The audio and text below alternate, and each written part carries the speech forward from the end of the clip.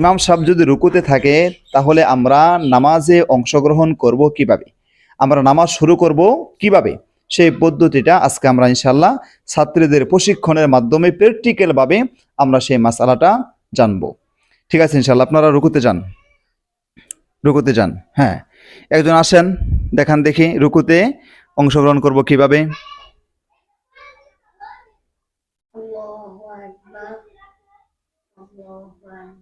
এই পদ্ধতিটা ভুল, এই পদ্ধতিটা হলো ভুল।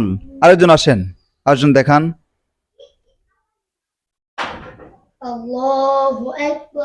এটাও কি ভুল, এই পদ্ধতিটাও ভুল, এটা পদ্ধতি। আরেকজন আসেন, আরেকজন দেখান আমরা কিভাবে অংশগ্রহণ করব ইমাম সাহেব যদি রুকুতে থাকে। সঠিক, এটা কি আলহামদুলিল্লাহ সঠিক, এটাই হলো সঠিক পদ্ধতি।